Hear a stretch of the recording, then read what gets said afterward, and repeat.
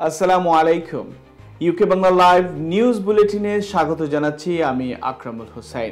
জানিয়ে দিচ্ছি আজকের প্রধান শিরোনাম। যুক্তরাজ্যে প্রায় 7 লাখ অভিবাসীর ই ভিসা নেই। ডেব বা সান্দা নিয়ে যে প্রশ্ন, হালাল কিনা হারাম। যুক্তরাজ্যে থাকা 15 লাখ বিদেশি কর্মী স্থায়ী বসবাসের জন্য অপেক্ষায় পড়তে পারেন আরো 5 বছর। বাংলাদেশের সীমান্তে ভারত কাদের ঠেলে দিচ্ছে। দেখছিলেন সংবাদ শিরোনাম, এবার জানিয়ে দিচ্ছি বিস্তারিত।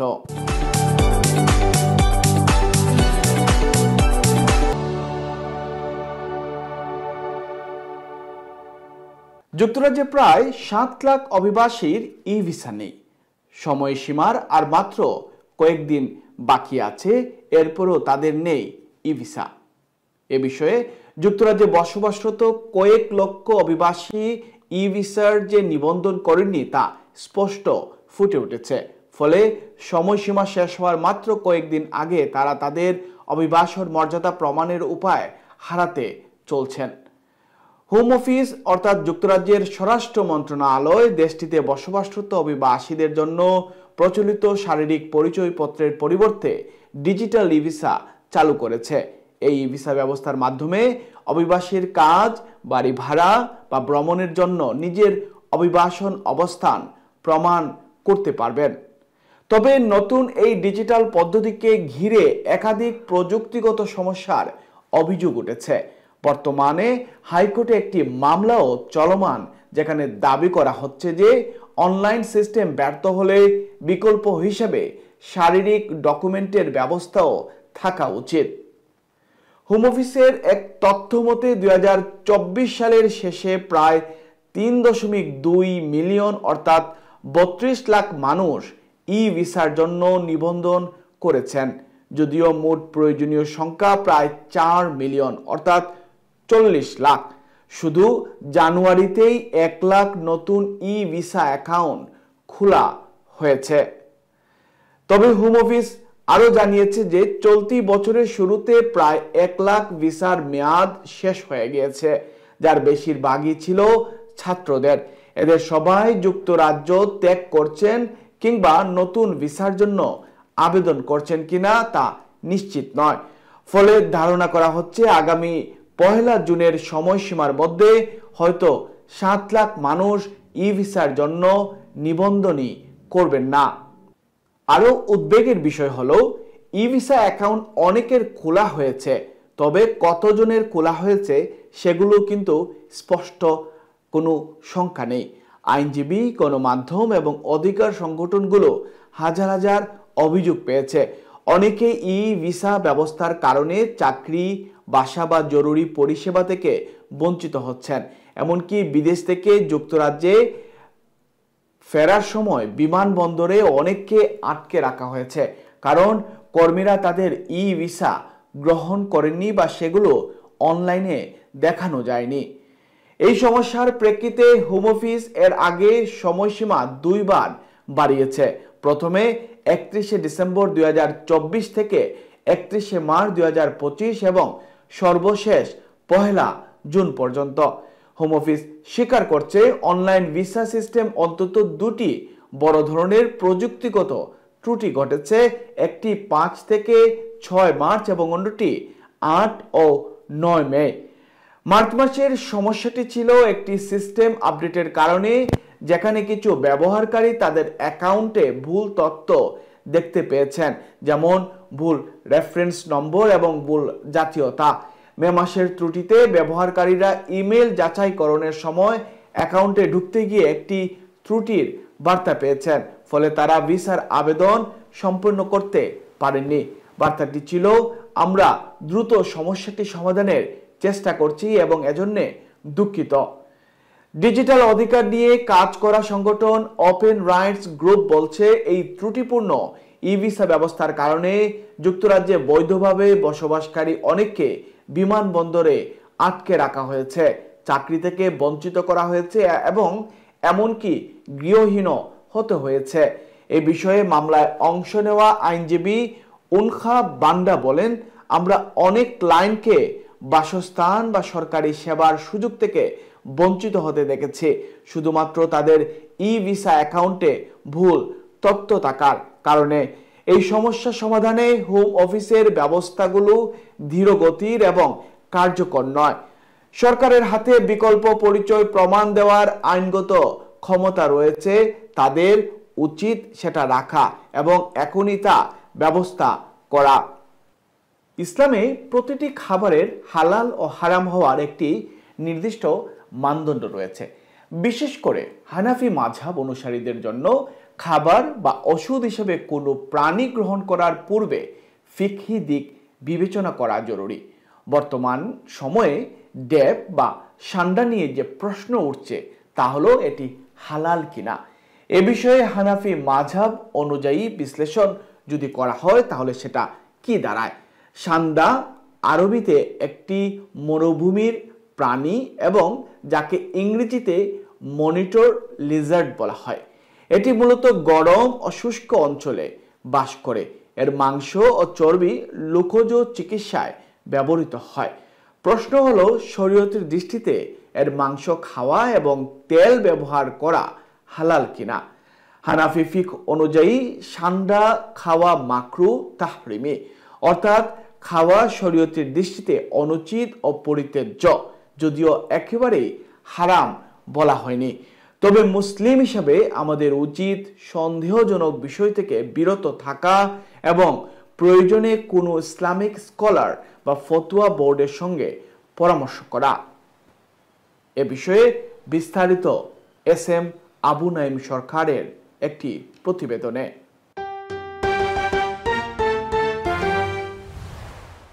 ইসলামের প্রতিটি খাবারের হালাল ও হারাম হওয়ার একটি নির্দিষ্ট মানদণ্ড রয়েছে। বিশেষ করে হানাফি মাযহাব অনুসারীদের জন্য খাবার বা ওষুধ হিসেবে কোনো প্রাণী গ্রহণ করার পূর্বে ফিকহ দিক বিবেচনা করা জরুরি। বর্তমান সময়ে ড্যাব বা সান্ডা নিয়ে যে প্রশ্ন উঠেছে তা হলো এটি হালাল কিনা। এ বিষয়ে হানাফি মাযহাবের অনুসারীরা বিভিন্নভাবে দুশ্চিন্তায় আছেন। সান্ডা একটি মরুভূমির প্রাণী যাকে ইংরেজিতে মনিটর লিজার্ড বলা হয়। এটি মূলত গরম ও শুষ্ক অঞ্চলে বাস করে। এর মাংস ও চর্বি লোকজ চিকিৎসায় ব্যবহৃত হয়। এখন প্রশ্ন হলো, শরীয়তের দৃষ্টিতে এর মাংস খাওয়া এবং তেল ব্যবহার করা হালাল কিনা। হানাফি ফিকহ অনুযায়ী সান্ডা খাওয়া মাকরুহে তাহরিমি, অর্থাৎ তা খাওয়া শরীয়তের দৃষ্টিতে অনুচিত ও পরিত্যাজ্য, যদিও একেবারে হারাম নয়। এক্ষেত্রে হানাফি মাযহাবের ইমামরা বিভিন্ন ধরনের দলিল দিয়ে থাকেন। তারা সাধারণত আল হিদায়া ইমাম আবু বকর কাসানি রহমতুল্লাহ রায়ের পক্ষ থেকে একটি দলিল দেন। সেখানে বলা হয়, আমাদের অর্থাৎ হানাফিদের মতে সান্ডা খাওয়া বৈধ নয়।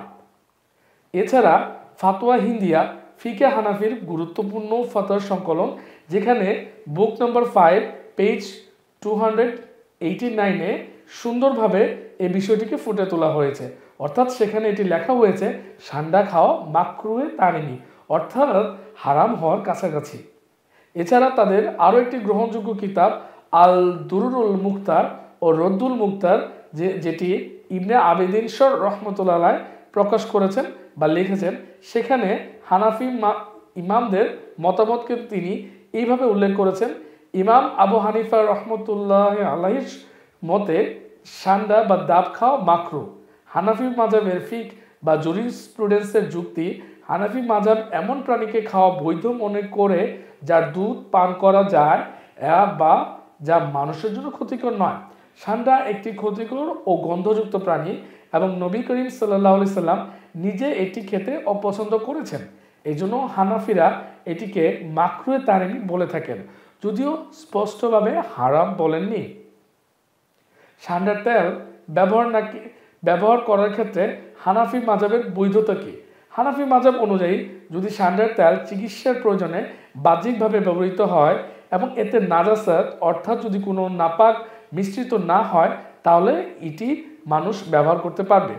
এক্ষেত্রে সাধারণত হানাফি মাযহাবের যারা ইমাম আছেন তারা যে যুক্তিটি প্রকাশ করেন, অর্থাৎ ওষুধ যদি নাপাক না হয় অর্থাৎ ক্ষতিকর না হয় তবে তা ব্যবহারে কোনো আপত্তি নেই।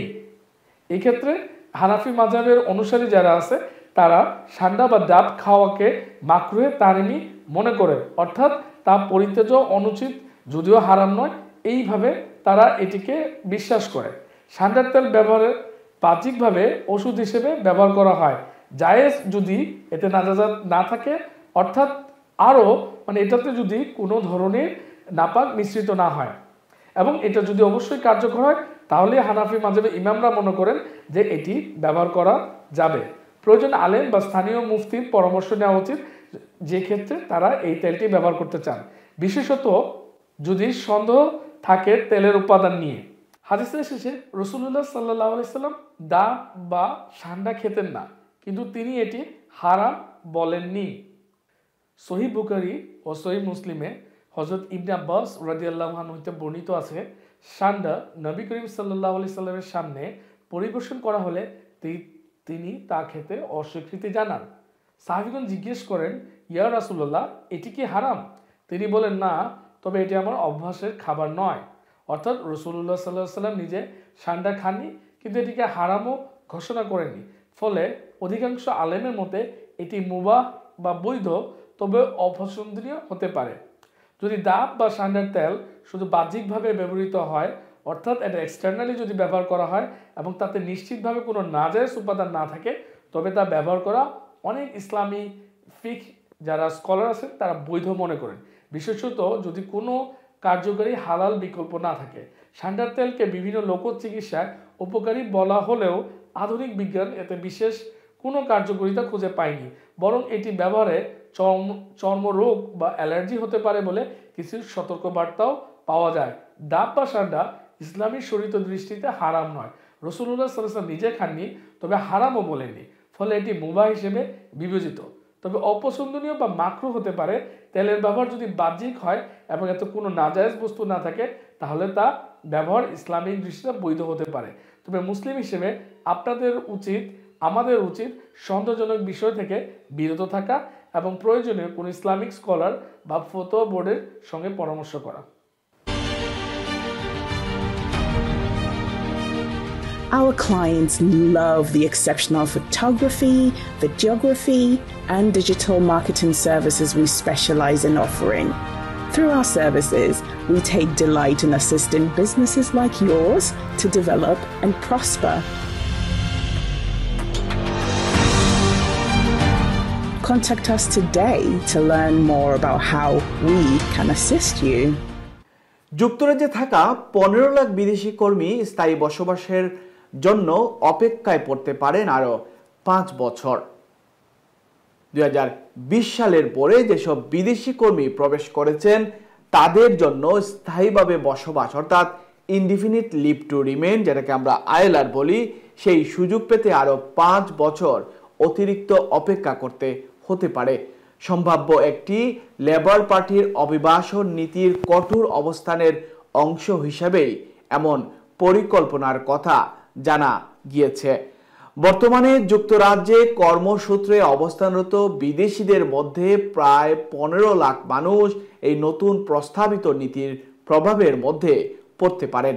এদের অনেকেই হেলথ কেয়ার, হসপিটালিটি এবং নির্মাণ খাতে কাজ করছেন, যাদের একাংশ করোনা মহামারীর সময়ে যুক্তরাজ্যের অর্থনীতিকে সচল রাখতে গুরুত্বপূর্ণ ভূমিকা পালন করেছিল।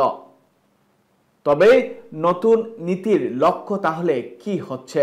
অভিবাসন হ্রাস।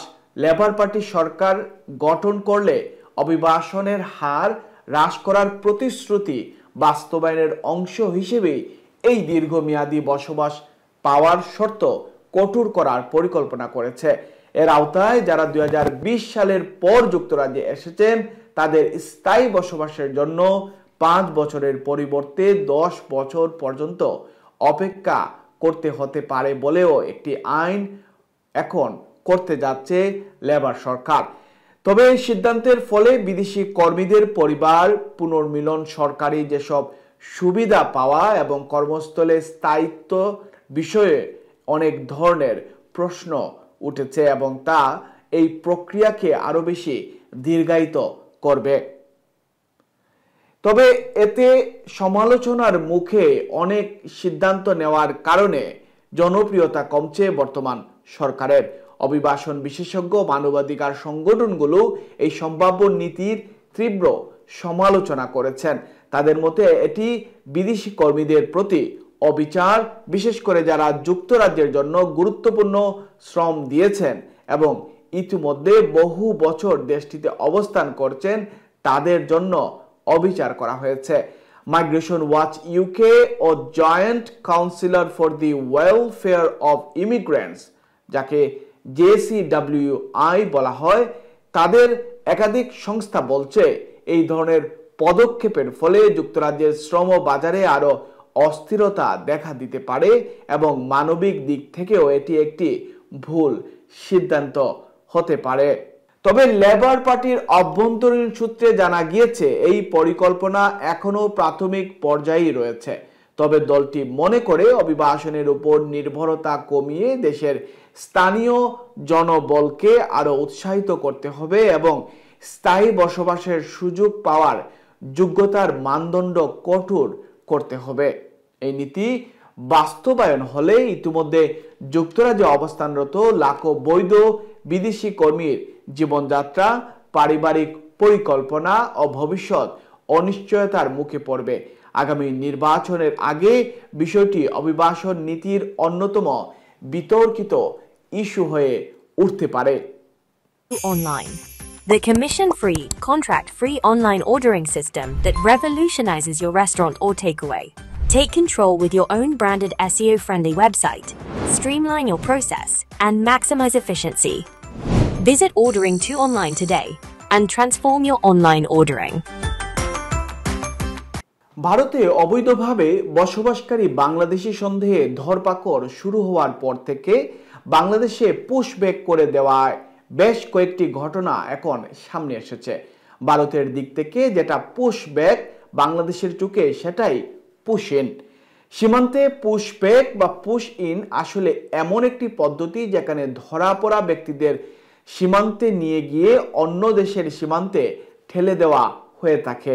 এই প্রক্রিয়ায় কোনো আইনি স্বীকৃতি নেই ভারতে, কিন্তু দীর্ঘদিন ধরে এই পদ্ধতি চলে আসছে, যেটা আনুষ্ঠানিকভাবে কেউই স্বীকার করছেন না।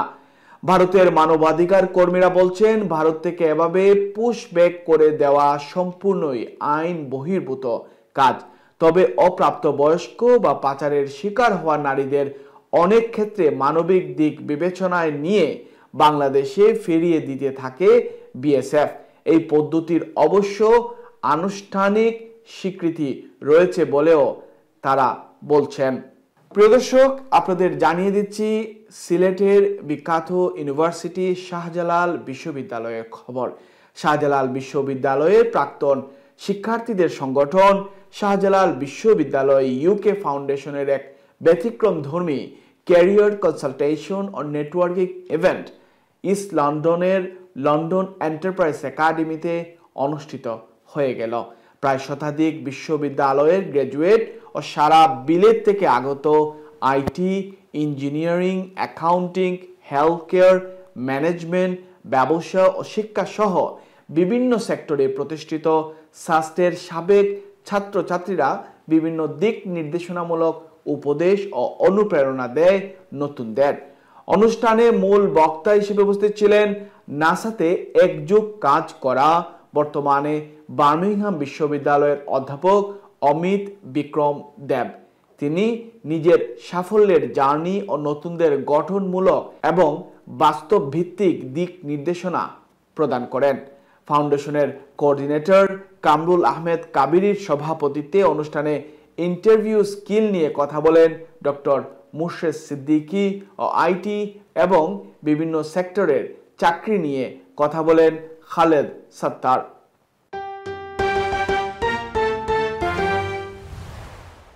দর্শক, এই ছিল আজকের UK Bangla live news bulletin. পরবর্তী সংবাদ দেখার আমন্ত্রণ জানিয়ে আজকের মতো বিদায় নিচ্ছি। ইউকে এবং বাংলার তথ্যবহুল সংবাদ জানতে আমাদের Facebook page UK Bangla live news এবং YouTube channel UBL TV subscribe করতে ভুলবেন না। সবাই ভালো থাকুন, নিরাপদে থাকুন। খুদা হাফেজ।